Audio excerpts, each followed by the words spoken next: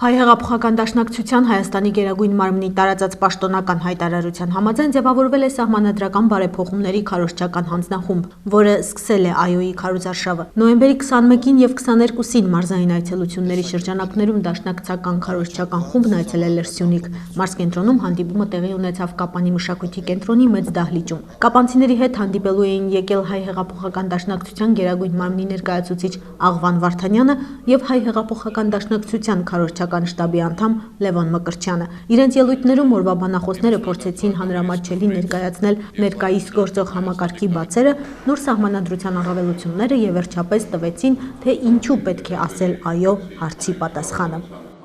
Մենք այսօր մի եզրափակիչ փուլի մեջ ենք։ Գիտեք, դեկտեմբերի 6-ին ունենք սահմանադրության հանրաքվե եւ շատ կարեւոր է, որ մեր քաղաքացիները իսկապես իրազեկված նրբություններին տիրապետող իմանան, թե ինչ է առաջարկվում, ինչ է փոխվելու։ Ես համոզված ասում եմ, որ մեր երկրում չկա մի մարդ, ով փոփոխություն չի պահանջում ու չի ցանկանում, ով դժգոհ է մեր այս ներկայվիճակից, ով ցանկանում է ինչ-որ մի հույս, ինչ-որ մի դրական փոփոխության ակնկալիք, գուցե Հայաստանում, չգիտեմ, 5-10 մարդ կա, որ այդ փոփոխությունը չի ուզում, մյուսների համար դա ակնհայտ է։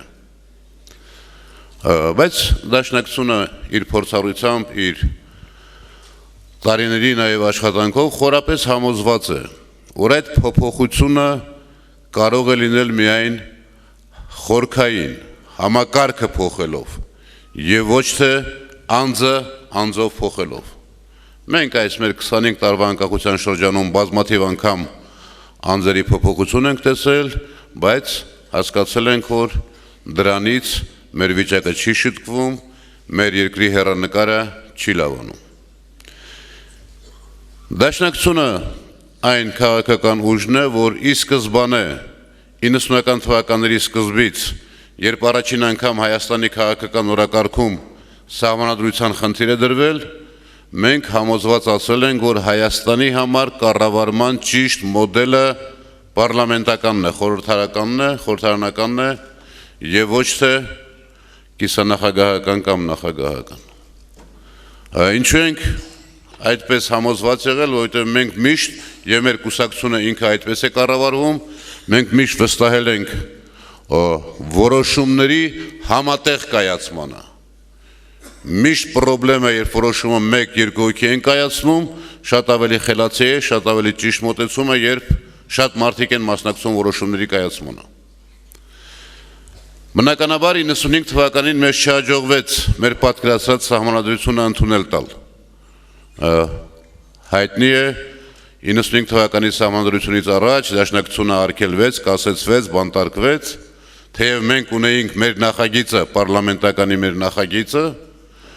եւ 95 թվականին ընդունվեց նախագահական համակարգը։ 10 տարի հետո 2005 թվականին սահմանադրական փոփոխություններ եղան եւ անցում կատարվեց նախագահականից կիսանախագահականի։ Այսինքն ինչ որ չափով փորձ արվեց նվազեցնել նախագահի լիազորությունները, ավելացնել պարլամենտինը։ Եվ մենք մեզ ամբողջովին դա չէր բավարարում, մենք նորից պնդում էինք, որ պարլամենտականն է ճիշտ, բայց այն ժամանակ կողմ եղանք, որտեղ դա համարում էինք մի քայլ դեպի մեր մոտեցումը։ Հիմա նոր սահմանադրության ընդունման շեմին ենք եւ այդ սահմանադրությունը 90-95% համապատասխանում է մեր պատկերացումներին։ Այստեղ ուզում եմ մի կարևոր շեշտադրում անել, որովհետև ես կխոսեմ նաև մեր ընդդիմախոսների, ոչի կողմնակիցների արգումենտների մասին, վստահ ձեզ ասում եմ, հարգելի ղափանցիներ, երբ 13 թվականի սեպտեմբերի 4-ին Հանրապետության նախագահը նախաձեռնեց փոփոխությունները եւ ստեղծեց մասնագիտական հանձնախումբ, ոչ մեկի մտքով չէր անցնում, որ իշխող կուսակցությունը հանրապետության նախագահը նպատակ ունի անցնելու խորհրդարանականին։ Սա է ձեզ ասում եմ իբրև փաստ։ Նպատակը մեկն էր, գործող սահմանադրությունը իր մեջ ուներ մի քանի խնդիրներ, դժվարություններ, կառավարման հարցեր էր հարուցում եւ իշխանությունը մտածում էր այս եղած համակարգը շտկել, բարեփոխել, որոշ փոփոխություններ անել, դրանով այդ հարցերը լուծել։ Այդ օրվանից սկսված մենք անընդհատ մեր առաջարկությունները ներկայացրել ենք։ Ստեղծվել է մասնագիտական խումբ Գագիկ Հարությունյանի ղեկավարությամբ, մենք նրանց տվել ենք մեր հիմնարար մոտեցումները պարլամենտական համակարգի անցնելու։ Եվ 2014 թվականի գարնանը արդեն մասնագիտական խումբը ներկայացրեց առաջին հայեցակարգը։ Ես ուզում եմ, որ դուք տեսնեք ընթացքը, process-ը, որը նաև պատասխան է շատ հարցերի։ Ինչ էր ասում այդ հայեցակարգը։ Առաջին հայեցակարգը ասում էր. մենք մեր երկրում ունենք սահմանադրականության խնդիր, ունենք այս խնդիրները։ Եվ զարմանալիորեն այդ խնդիրները, այդ ախտաճանաչումը կատարվում էր չափազանց ճշգրիտ։ Ամենաանդիմադիր քաղաքական ուժերը, ամենաանդիմադիր կուսակցությունները, մենք ինքներս, եթե ճիշտ փորձեինք ձևակերպել Հայաստանի առկա խնդիրները, վստահեցնում եմ այդքան պրոֆեսիոնալ, այդքան հստակ չէին կարող մատնանշել մեր ունեցած խնդիրները։ Որոնք էին այդ խնդիրները։ Առաջին, որ Հայաստանում իշխանությունը գերկենտրոնացած է։ Այսինքն բոլոր հարցերը լուծվում են մի կենտրոնում, հաճախ նույն անձի կողմից։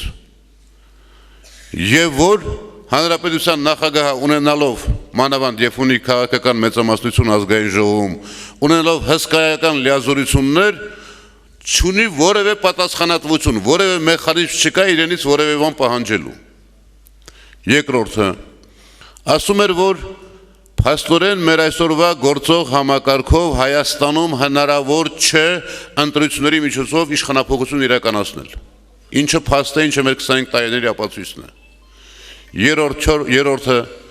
ասում էր, որ Հայաստանում ոչ միայն տնտեսությունն է ստվերային, այլև քաղաքականությունն է ստվերային։ Քաղաքական կարևորագույն որոշումները ընդունվում են ոչ թե հրապարակային ժողովրդի մասնակցության պարլամենտում, այլ կամ մի կուսակցության գրասենյակում, կամ մի քանի մարդու մասնակցությամբ ժողովրդից դուրս։ Ասում էր, որ մենք փաստորեն այսօր ստեղծել ենք համակարգ, երբ որ մեծամասնական ընտրակարգի առկայությունը թույլ է տալիս իշխող կուսակցությանը միշտ ունենալ մեծամասնություն։ Եվ դրա հետևանքները մենք տեսնում ենք։ Ասում էր, որ Հայաստանում դատարանները անկախ չեն, քանի որ նշանակումը եւ ազատումը կատարվում է մի կետից եւ ոչ արդար, ոչ անկախ դատարանները շատ մեծ վնաս են հասցնում առաջին հերթին մեր տնտեսությանը, երբ որ քաղաքացիները իրենց իրավունքները պաշտպանելիս, բիզնեսմենները իրենց իրավունքները պաշտպանելիս չեն կարող երաշխիք ունենալ, որ որոշումները արդար են կայացվելու։ Եվ այլն։ Այս բոլոր խնդիրները ճիշտ ձևակերպելով առաջին հայեցակարգը ասում էր, մենք ունենք երկու ճանապարհ։ Մի ճանապարհն է եղած կիսանախագահական համակարգը բարեփոխել, շտկումներ մտցնել, բայց ասում էր այդ պարագայում մեր ունեցած պայմանական 15 խնդիրներից 5-ը 6-ը կլուծվեն, մյուսները չեն լուծվի։ Ունենք երկրորդ ճանապարհը, գնանք արմատական կտրուկ փոփոխության, նախագահականից անցում կատարենք պարլամենտականի, այդ ժամանակ մեր նույն պայմանական 15 խնդիրներից 10-ը, 11-ը կլուծվեն, մյուսները չեն լուծվի, մյուսների մասին պետք է մտածենք։ Դրանից հետո նույնպես մենք մեր առաջարկությունները մոտ 70-80 առաջարկություններ ներկայացրել ենք, քննարկել ենք իրենց հետ, բանավիճել ենք։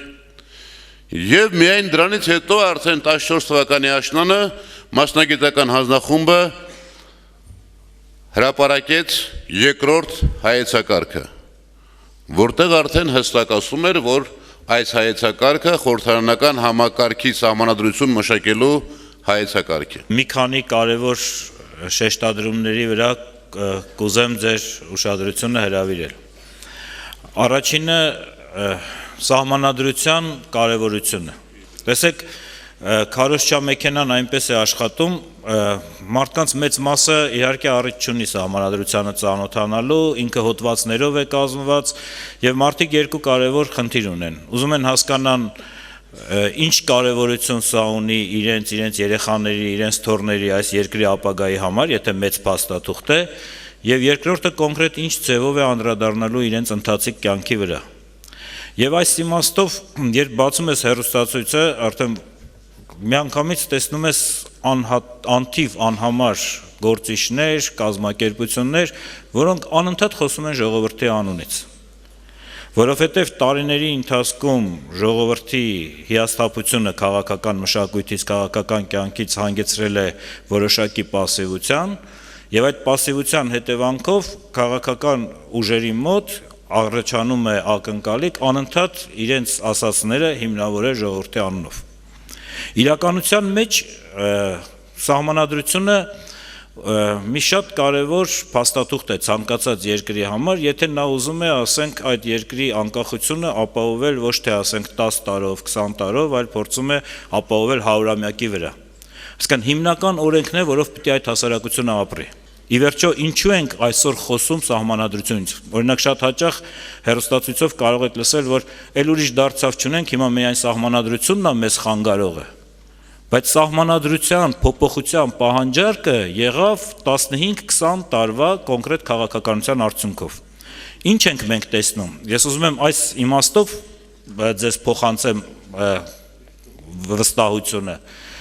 Մենք այսօր տեսնում ենք շատ ուժեղ մրցակցություն մեր տարածաշրջանում։ Աշխարհում ուժեղ մրցակցություն։ Շահում են այն երկրները, որոնք սկսում են որոնել գտնել իրենց հիմքը եւ իրենք պլանավորում են իրենց զարգացումը առաջիկա 20, 30, 50 տարվա կտրվածքով։ Մեր երկրում մենք ունենք ժողովրդի հիասթափություն կառավարման համակարգից։ Ժողովուրդը հիասթափված է եւ իշխանությունից, եւ ընդդիմությունից, ինքը չի ստացել այն ակնկալիքները, որով մտել էր անկախության շարժման մեջ։ Կենտրոնացված ուժեղ միաբևեռ իշխանությունը, որը ամբողջ մի կետից էր ղեկավարում, ըստ էության հանգեցրեց նրան, որ ժողովրդի մի զգալի հատվածը իրեն մաս չի զգում կառավարման համակարգին։ Մենք խորը համոզում ունենք, որ եթե մենք վերցնենք պարլամենտական մոդելը ի սկզբանե, եւ այդ պարլամենտական մոդելը հավասարակշռեր եւ ժողովրդի լայն զանգվածների մտցներ կառավարման համակարգ, ժողովուրդը իրան ավելի կզգար կառավարման մասնակից։ Այսօրվա փոփոխության հիմնական կետը հետևյալն է՝ նոր մրցակցային պայմաններում, այս 21-րդ դարում, տեսնում եք մեր տարածաշրջանում ինչ է կատարվում։ Մեր ժողովուրդը իր հավատը վերականգնելու, այս պետության նկատմամբ հավատը վերականգնելու, ինքը իր նկատմամբ հավատը վերականգնելու ճանապարհը ինչից պետք է սկսի։ Պետք է սկսի հերթական փողոցներում ինչ որ 1000, 5000, 2000-անոց միտինգներով, որը հետո նոր հիասթափություն առաջացնի, թե պետք է սկսի այս նոր մրցակցային կենսունակ պետության կառուցումը հիմնական օրենքի փոփոխությամբ։ Հիմնական օրենք, որը կփոխի խաղի կանոնները։ Սա մեր համոզումն է, իսկապես մենք պարտավոր ենք այդ քայլը անենք, բայց կա երկրորդը։ Մենք նաև մեզ չպիտի այսպես հերթական անգամ խաբենք, որ ասենք այս սահմանադրությունը ընդունվեց, վաղվանից ամեն ինչ այս երկրում լավ է լինելու, որովհետև կա երկրորդ կարևոր խնդիրը, որը ես ուզում եմ անպայման ուշադրություն դարձնենք։ Կա սահմանադրություն, կա սահմանադրականություն։ Այսինքն ամենալավ փաստաթուղթը, ամենալավ ձևաչափը կարող ես ընդունել, բայց դրա գործադրելիության աստիճանից է կախված տվյալ երկրի կենսունակությունը։ Եթե մենք ընդունենք ամենալավ մեխանիզմները, բայց այդ մեխանիզմները, ոնց որ մեր մոտ հաճախ լինում է, ձևը ընդունենք, բովանդակությունը աղավաղենք, ոչ մի բան էլ չի ստացվի։ Դրա համար շատ կարևոր է, որպեսզի ժողովրդի մեծ հատվածը հասկանա, որ այս սահմանադրության փոփոխությամբ նոր բացվում է թունելի վերջում լույսը։ Այսինքն ոչինչ չի լինի, եթե մենք նորից հերթական անգամ ասենք ամեն ինչ նույնն է մնալու, մեկը մի քանի հոգով հարցերը լուծելու են, ոչ մի բան էլ չի փոխվում, բոլոր կուսակցությունները կեղծ են, ամեն ինչ սուտ է։ Այս ձևաչափը գալիս է մեր 20-ամյա փորձից։ Նոր հիմնական օրենքը պետք է փոխի նաև ձևաչափը, մտածողության ձևաչափը։ Եվ մենք պետք է հասկանանք, որ այլևս մեկ կենտրոնի մեջ կենտրոնացած բացարձակ իշխանություն այս երկրում չի լինելու, եթե սահմանադրության այո ասվի։ Եվ իշխանությունը լինելու է հավասարակշռված, հատկապես երիտասարդները, եւ այդ հավասարակշռության մեջ այդ թղթի, այդ փաթեթի գործադրելիության աստիճանը շատ մեծանալու է։ Եվ նրանից, թե մենք ինչքանով կկարողանանք կազմակերպել մեր քաղաքական կյանքը, մեր հասարակական ակտիվությունը, երիտասարդությանը տեղ տանք կառավարման համակարգում, դրանով այդ գործադրելիության աստիճանը այս փաստաթղթի գնալով կմեծանա։ Եթե մենք սա չանենք, ինչու է դաշնակցությունը համոզումով մտել այս պայքարի մեջ եւ ինչու ենք մենք մեր հետեւողական այս 20-25 տարիների ընթացքում այս ձևաչափը պահում։ Եթե մենք չանենք, առաջիկա մարտահրավերներն այնքան հզոր են մեր տարածաշրջանում, որ աշխարհում, որ մենք կկորցնենք մեր կենսունակությունը իբրև հասարակություն։ Չմոռանանք, որ մեր երկրի, մեր ժողովրդի բացարձակ մեծամասնությունը այս երկրից դրսում է ապրում։ Այսինքն նրանք նայում են երկրին հետևյալ ձևաչափով, այս երկիրը ցեղապաշտական, մի քանի կլանների, մի կամքի, մի պաշտոնի շուրջ համախմբված ինչ-որ ամբողջություն է, թե այս երկիրը կառուցում է ժողովրդավար երկիր, որտեղ իշխանությունները հավասարակշռված են, համալրված են եւ ժողովուրդը գիտի, որ ինքը իշխանության տերն է։ Եթե այս ճանապարհը մենք չկարողանանք բռնենք, մենք աստիճանաբար կկորցնենք մրցունակությունը եւ կկորցնենք այն ձեռքբերումները, որոնք կոնկրետ այս տարածաշրջանում, որի համար արյուն է թափվել։ Աղվան Վարդանյանը պատասխանեց նաև ներկաներին անհանգստացնող գրավոր եւ բանավոր հարցերին։ Եթե փոփոխությունները ընդունվեն, նախագահի եւ կառավարությունը ընտրելու է խորհրդարանը, այդ դեպքում ինչպես են ընտրվելու համայնքի ղեկավարները։ Տեսեք, ժողովուրդ ջան, մենք ունենք տեղական ինքնակառավարման լրջագույն խնդիր, տարածքային եւ տեղական ինքնակառավարման։ Մենք այս 20 տարիների ընթացքում չենք գտել օպտիմալ ձևը։ Դաշնակցությունը իր նախնական պատկերացումներն ունի եւ դրա մասին մենք մտածում ենք ու աշխատում ենք։ Վերջնական չի, բայց ձեր հետ կարող եմ կիսվել, որովհետեւ լուրջ քննարկումների հարց կա։ Մենք մտածում ենք, որ Հայաստանի պարագայում ճիշտ ձևը շրջանային կառավարման ձևն է, ոչ նույնությամբ ինչ-որ խորհրդային տարիներն էր, ավելի փոքր գուցե 20-25 շրջան, 25-ի մասին ենք խոսում, բայց որոնք իր հետ կապված են տնտեսական ընդհանրություններով, զարգացման հեռանկարներով, աշխատուժի հնարավորություններով։ Մտածում ենք, որ այդ շրջանների ղեկավարությունը պիտի ընտրվի ժողովրդի կողմից համամասնական ընտրակարգով, ոնց որ հիմա Երևանում է, բայց առանց բոնուսի, այնտեղ բոնուս կա։ Եվ մտածում ենք, որ այդ պարագայում, եթե ղեկավարությունը ընտրվում է, ապա համայնքապետերը պիտի քննարկենք։ Կարող են նաև լինել նշանակովի ոչ թե ընտրովի։ Մեր համայնքներում, մեր գյուղերի մի զգալի մասում, տարբեր հատկապես այլ շրջաններում գալիս է համայնքապետի ընտրություն, ամբողջ գյուղը իրար հետ թշնամանում է, մի 6 ամիս իրար հետ չեն խոսում, գալիս են նոր տարի բարեշում են, գնում են իրար տուն շնորհավորում են, նոր տարին անցնում է, նորից ընտրություն է գալիս, նորից կռվում են։ Դրա համար մենք մի բան ենք արել, սա վերջնական չի։ Մենք այս սահմանադրության մեջ գրել ենք համայնքի ղեկավարների ուղղակի կամ անուղղակի ընտրություն։ Եթե մենք թողնենք ինչպես նախկինում էր ուղղակի ընտրություն, եթե որոշեինք, որ այս մի ձևը ավելի լավն է, չէինք կարող հետո անուղղակի, այսինքն նշանակովի անել։ Դրա համար դուռը բաց ենք թողել սահմանադրության մեջ, որպեսզի կարողանանք, եթե վերջնական որոշեցինք, որ ճիշտը սա է, գնանք այդ ուղղությամբ։ Այդ ժամանակ մարզպետարանները բոլորովին այլ բան կունենան, մենք ենթադրում ենք, որ եթե կլինի 25 շրջան, առավելագույնը կլինի 20 ներկայացուցիչ, ուղղակի կառավարության ներկայացուցիչ, ոչ թե այսօրվա լիազորություններով հսկայական մարզպետարաններ եւ շրջանի ղեկավարությունը ինքը արդեն իր համար ամբողջովին պատասխան կտա։ Հատկապես որ դրույթներն են հույդային ստիպել աջակցել քարոզարշավին։ Ժողովուրդ ջան, հույդային ստիպել աջակցել, սրա մեջ իմաստ կա։ Շատերն են ասում, որ դուք միացել եք հանրապետական կուսակցություն, Սերժ Սարգսյանի նախաձեռնությունը պաշտպանում եք։ Ժողովուրդ ջան, մենք ի սկզբանե 20 տարի սա ենք պաշտպանել։ Մենք ոչ մեկին չենք միացել։ Ուրիշներն են եկել հանգել մեր կարծիքին։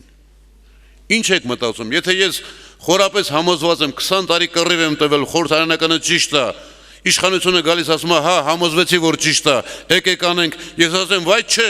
ես դեմ եմ, գիշ չենք մենք։ Իրականում ժամանակն է բերել բոլորին չասեմ, խոսեցինք կուսակցությունների բնույթի մասին, բայց մենք մեր տեսակետը չենք փոխել, սա այս մասով, ինչն է ստիպել հիմա, արդեն դրույթների մասին, մեզ ոչ իման չի ստիպել, դա մեր համոզումն է, բայց ասացի, մենք խորապես համոզված ենք եղել, որ պիտի Հայաստանը խորհրդարանական կառավարում ունենա, սա այս սահմանադրությունն ասում է, մենք խորապես համոզված ենք եղել, որ պիտի մեծամասնականը վերանա, լինի 100% համամասնական, այս սահմանադրությունը իր աշխատորումը։ Մենք համոզված ենք եղել, որ անկախ նրանից մենք ընդդիմություն թե իշխանություն կլինենք, պիտի ընդդիմությունը ունենա ռեալ իրական ազդեցություն լծակներ որոշումների վրա ազդելու։ Այս սահմանադրության մեջ մանրամասն այդ ամեն ինչը 10 անգամ ավելի դրված է։ Մենք միշտ համոզված ենք եղել, որ դատական համակարգը պիտի կախվածություն չունենա իշխանությունից, որ արդար որոշում կայացնի, այս սահմանադրության մեջ դա էապես ներառված է։ Մենք մշտապես համոզված ենք եղել, որ ժողովրդին մասնակից դարձնեն կառավարմանը, այս նախագծով դա արված է։ Դրա համար եմ ասում, 90-95%-ով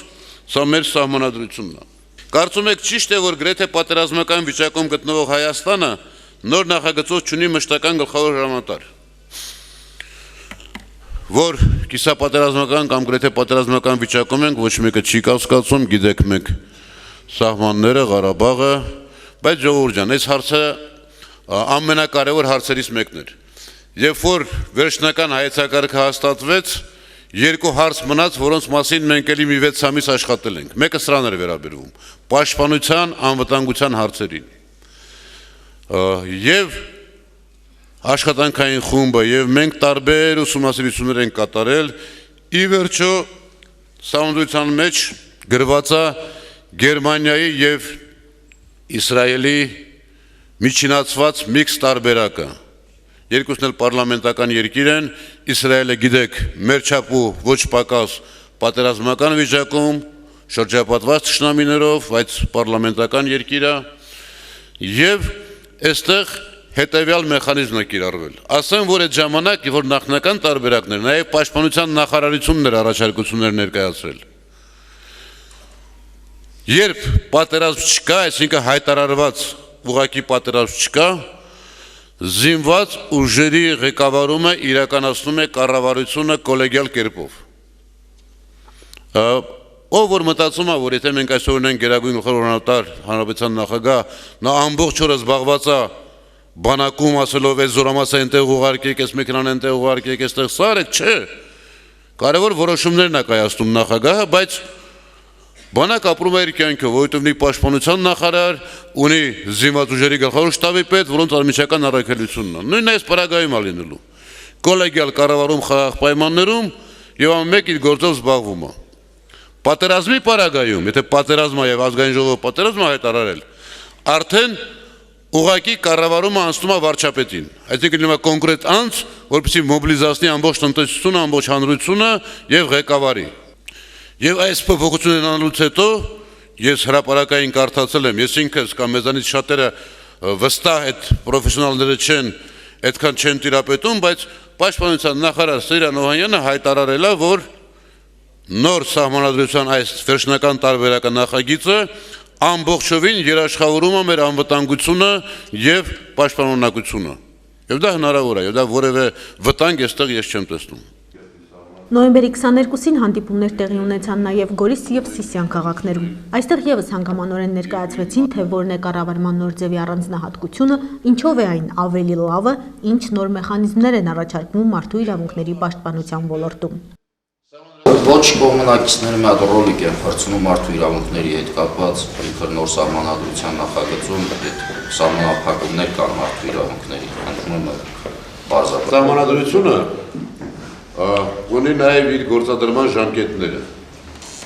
Առաջի 3 գլուխները, որոնք վերաբերում են նաև պետության հիմքերին, մարդու իրավունքներին, ազատություններին, սոցիալական իրավունքներին, հենց սահմանադրությունը ընդունվեց, ուժի մեջ մտավ, հրապարակվեց, միանգամից սկսելու են գործել։ Այս սահմանադրության մեջ չկա մի կետ, որը հետընթաց լինի նախկինից։ Պատկերացրեք, էլի ախր մենք աշխարհից կտրված չենք, մենք բազմաթիվ միջազգային կառույցների անդամ ենք։ Այս սահմանադրությունը մի 5 անգամ Վենետիկի հանձնաժողովը ուսումնասիրել է, եզրակացություններ տվել։ Եթե մի հարցում ըլներ, որ մարդու իրավունքները եւ ազատությունները սահմանափակվում են, բացառված է ու իրանք այդ մասին չգրեին, եզրակացություն չտային։ Ինչն են շահարկում։ Սահմանադրությունը սվարկում է հիմնական իրավունքները եւ ազատությունները, դրանց անխախտելիությունը եւ մի քանի տեղով ընդհակառակը դրանց պաշտպանելու մեխանիզմներ է տալիս, որ նախկինում չկար, նաեւ դատական կարգով պաշտպանության, բայց ասում եմ, որ որոշ հարցեր պետք է կարգավորվեն հետագայում օրենքներով։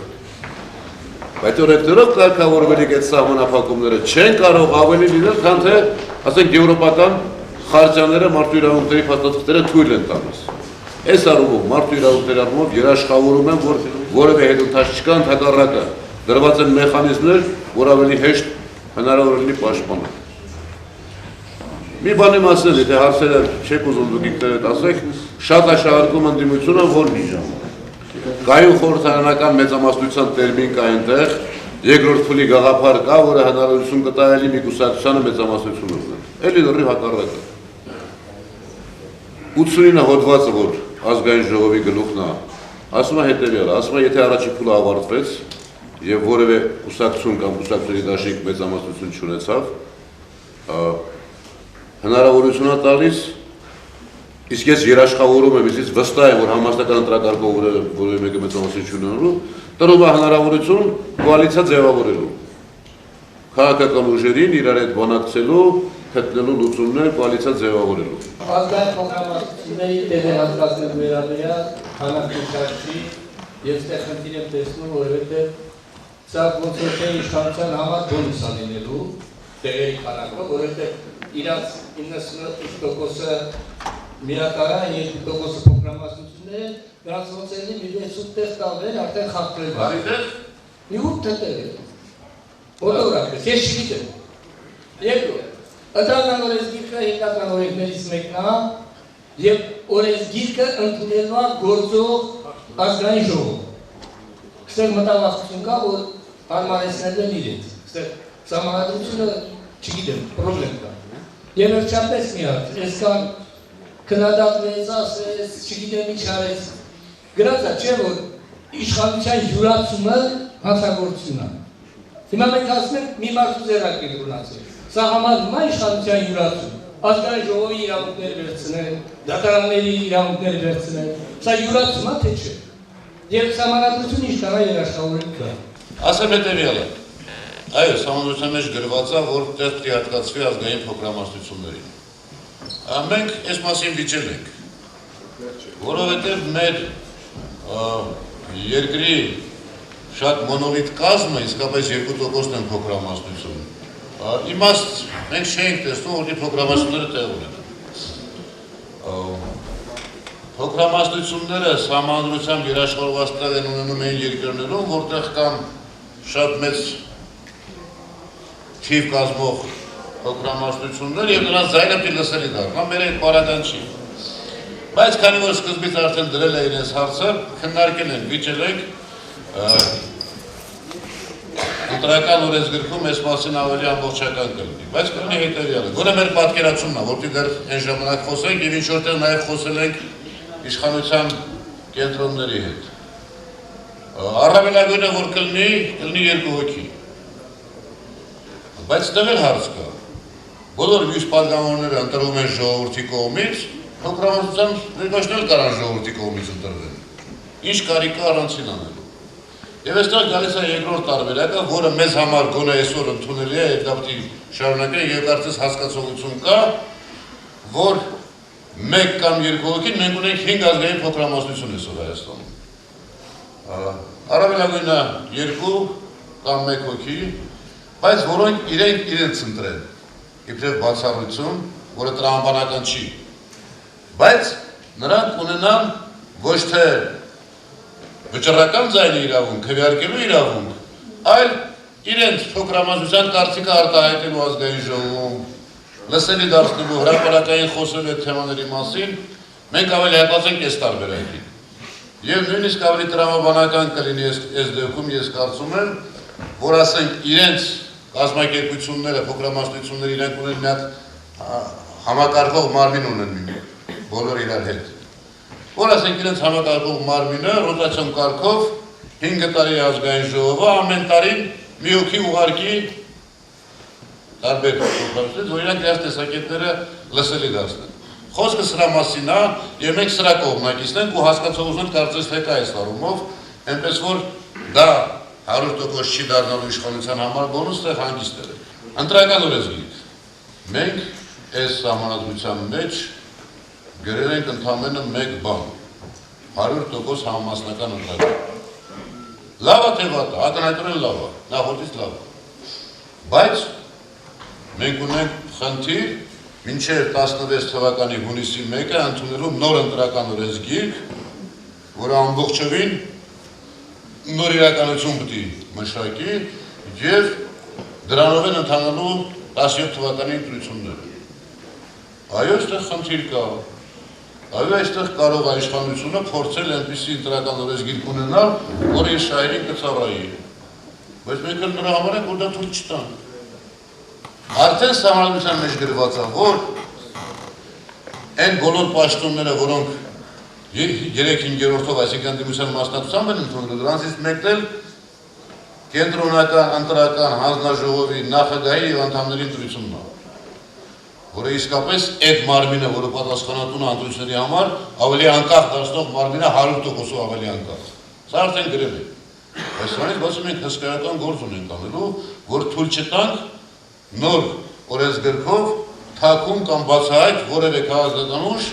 առավելություն ստանալ։ Մենք արդեն 100%-ով համամասնականի անցնելով իրանց շանսերը նվազեցրել ենք էականորեն, բայց նաև ընտրական օրենսգրքում այնպես աշխատենք, որը այս հնարավորությունը չտա։ Ասեմ ձեզ, այդ ընտրական օրենսգիրքն է ընդունվի 3/5-ով։ Եվ ասեմ ձեզ, եթե այսօրվա ազգային ժողովի բոլոր ընդդիմադիր, իրենց ընդդիմադիր հայտարարած կուսակցությունները միասին թույլ չտան, որ հանրապետական օրինակ առավելություն ստանա, կարան թույլ չտան։ Բայց եթե վաղը կուսակցությունից մեկը գնա եւ իր շահերին դեմ ուրիշի շահը սպասարկի, այդտեղ դաշնակցությունը մեղ չի ունենա։ Մենք մեզանից կախված այսօրվանից աշխատում ենք, որ ընտրական օրենսգրքում ավելի մեծացնենք անկախությունը, ցուցակների հարցը, հազար ուրիշ հարցեր կան, որպեսզի իրենք առավելություն չստանան։ Մենք դա անելու ենք, մեզից կախված ամեն ինչ անելու ենք։ Գալիս է երկրորդ բլոկը։ Մենք նաև ամեն ինչ անենք, բայց արդեն մեր քաղաքացիների հասարակության հետ, որ իրանք էլ հացը չորից տարբերել, իշխանության յուրացմանը։ Անկախ ով ուզում ալնի, նման ծանր պատասխանատվություն տասնամյակների համար որոշել ժողովրդի ճակատագիրը ուղղությունը ծանր վերա ժողովուրդ ջան։ Կա պատմություն, կա պատմության ի վերջո որոշում եւ իշխանությունը ապակենտրոնացնելու, իշխանությունը որոշումը կայացնելու, կոլեգիալ դարձնելու բանից մեկը ներքին համոզմամբ նաեւ սա է։ Այս ծանր պատասխանատվությունը դա էլ մի մոռացում։ Ցավոք, այսօրվա իրականությամբ դու չես կարող սա իշխանության յուրացում համարել։ Ցավոք, այսօր մենք բոլորս ասում ենք ընտրությունները կերծվում են, ընտրությունները ընտրական շարքով են ելնում, բայց ընտրական համակարգը մեզ չի տալի ռեալ հնարավորություն չափել այդ կերծիքների ծավալը ու ասել այսքան ծավալով կերծիք ա եղել։ Այսօր համանadrությունից հնարավորությունը տալու է։ Սրանք են տարբերությունը։ Սահմանադրությունը ժողովրդի կամքն է բարձրացված օրենքի մակարդակով, այն մարդու եւ պետության միջև հիմնական հարաբերությունները սահմանող, այդ հարաբերությունները ամրագրող կանոնների ամբողջությունն է։ Սահմանադրությունից են բխում հասարակական հարաբերությունների բոլոր իրավական կարգավորումները։ Հետևաբար մարդու իրավունքների եւ ազատությունների երաշխավորումը դառնում է սահմանադրության հիմնական խնդիրը։ Առ այդ, սահմանադրական բարեփոխումներն անհրաժեշտ են իրավական, ժողովրդավարական եւ սոցիալական երկիր կառուցելու համար։